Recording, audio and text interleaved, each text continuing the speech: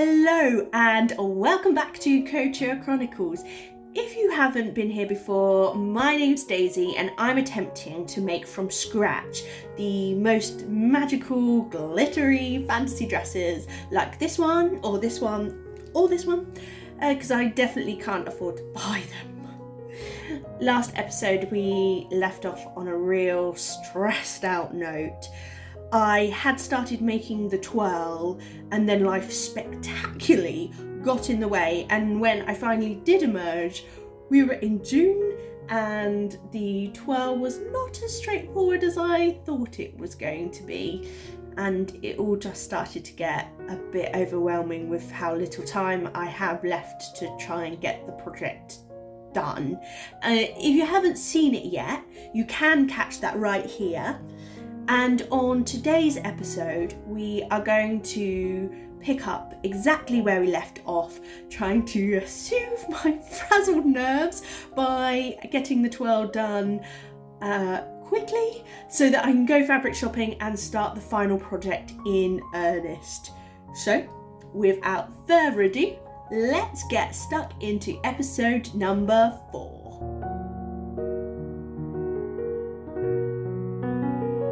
Rightio, well, the first step in fixing the toile is to undo everything I've done so far and unpick all of the stitching on the big side panels. The plan for today is to add a load more ribbon structures, starting with the waist. Now, in my fabric stash, I have a reel of Union Jack ribbon, which I've never known what to use for, so that was perfect. I grabbed that and taking the end of the ribbon, I just looped it around my waist and cut it off at the perfect length. And then folded the ribbon in half and to find the middle, and I sewed the middle of the ribbon onto the centre of the geometric panel where the top and the side comes in, the narrowest part, because that's where the waist will be. So machine sewed those two together, and then I pinned them back onto the mannequin. And what I'll have to do is I'll have to cut out a second geometric panel because this one will now be internal. But I thought it was just worth doing that so that I got everything in the right place, and I've got now a guide to bring the side panels back in again. And when I'm happy with the panel and the waist ribbon being in the correct place, I'm then tacking the top and the back straps into place. With all the tacking done, I thought this was a great point to try on what we've done so far and make sure that it's all sitting correctly. So I donned my little black dance shorts and vest tops. It's not a great look, but they are tight enough to not get in the way of what I'm doing. So yeah, enjoy that. And while I had it on, I thought it would be a lot easier to add some more of the ribbon structures while I was wearing it. So I'm adding in some more side ones to pull the top down. But also while I was trying it on, I wasn't really happy with how the top was looking. I thought it was looking quite boxy on me. I couldn't really see that on the mannequin. So I decided that I'd sort of cinch in this neckline area by adding a little ribbon in here just to change the shape of this top. Happy with the ribbons, it was once again time to repin and resew the side panels. It was a really solid day of sewing and I finished up pretty late that evening, but it was totally worth it just to make me feel like I was a bit more on top of everything and I could go shopping for fabric a little less stressed than before. So before the shopping trip, I did a load of research to see where I could find some silk locally, and it was actually really hard. I mean, most shops stock sort of cotton and maybe curtain making materials, And so that was a little bit of a stress because I really didn't have the time, but I was planning a trip up to London as a backup just in case I couldn't find anything. But thankfully John Lewis actually stocked a very small selection of silk. I think they had like maybe 4 or 5 colours in one type of silk, and that was it. So we went to John Lewis and just prayed that they had what I wanted in stock. And this is me fighting the fear of filming in public, searching out for the silk. Nope, that's not silk. Nope, still not the silk. Not the silk. Ah, yeah, here we are. It's over here. Here's the silk. And I ended up buying the entire roll. They didn't have as much as I needed, so I am going to have to be very conservative when cutting out the pattern pieces. Yesterday I did go to the haberdashery and spend an absolute fortune, £176.20, on the real fabric for it, which is wrapped up in tissue paper, and I am ferociously guarding it from the million moths that seem to have invaded my house. So yeah, I had a great trip out yesterday and got the fabric, and I felt really grown up. I've never spent so much on fabric in my life, one bit of fabric anyway. So that feels a little bit scary. Then afterwards I popped into TK Maxx just to have a browse, because why not, and got myself this. How cute is that? I love it. I haven't stopped smiling since I got it. Yes, that was really nice. That was really nice. So all I need to do now, I say all I need to do, I've got 3 lines of stitching to do to finish the toile, just to make it stable. I'm not hemming it, for God's sake. And then I can try on the whole thing, because at the minute I've only tried on the bodice. And I actually changed it a lot because I realised that the shoulders were just making it look a bit shit and baggy. So I changed that.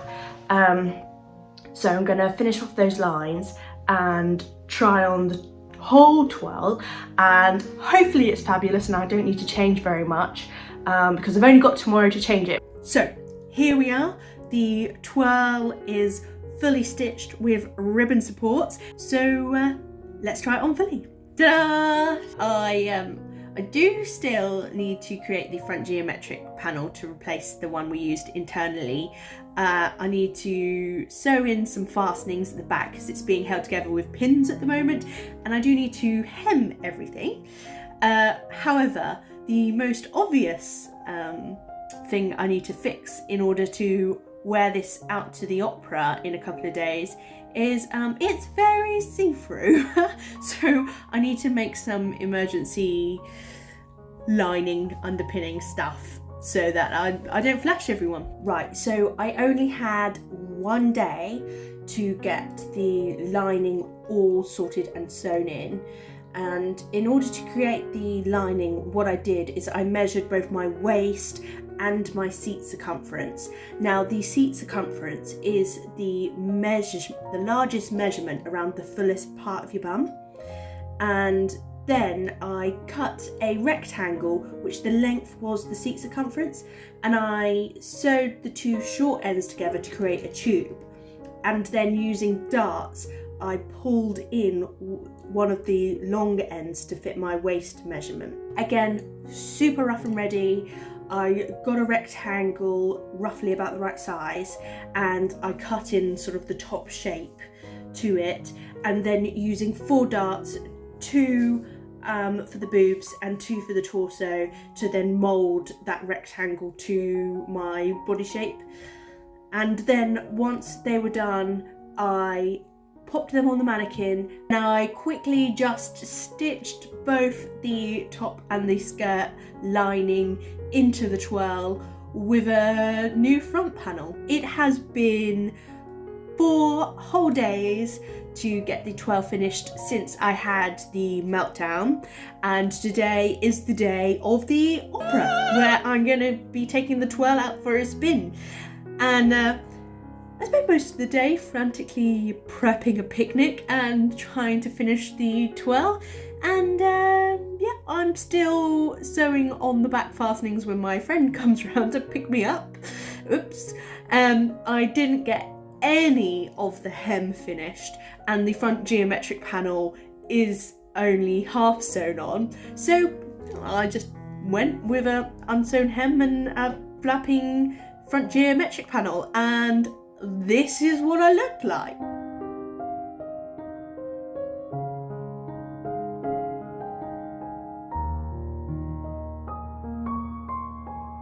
One thing I really loved about wearing the dress is the cape.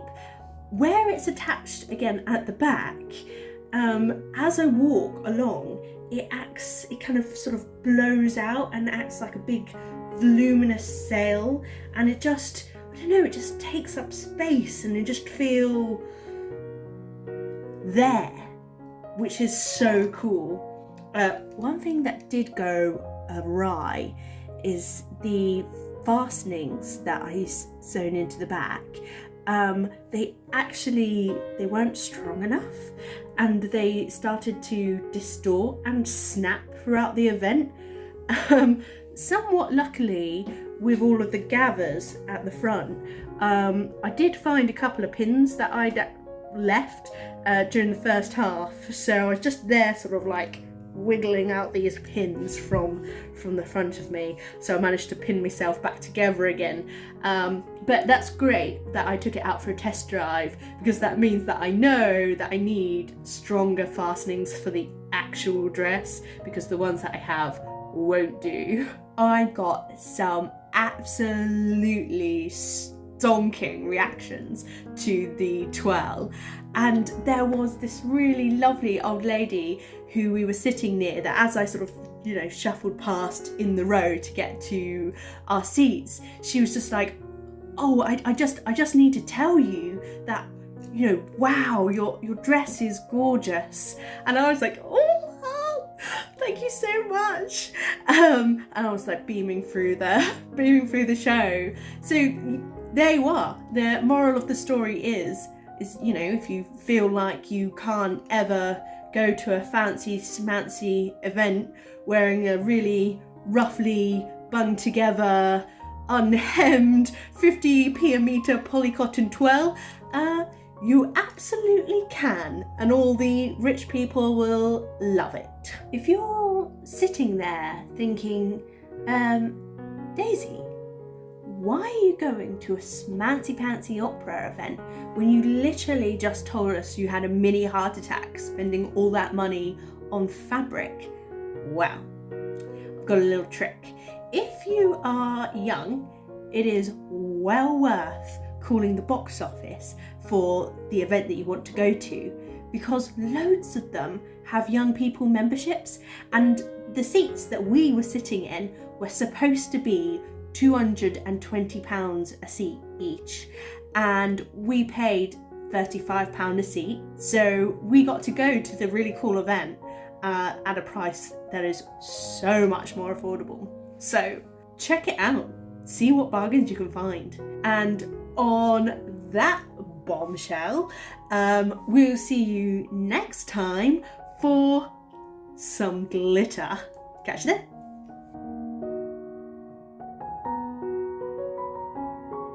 After the... I'm assuming you're going to get rid of me speaking. Yeah, it's just gonna... Sorry, I'm going to stop moving. This is good. This is the stuff, right? And now I'm going to come in.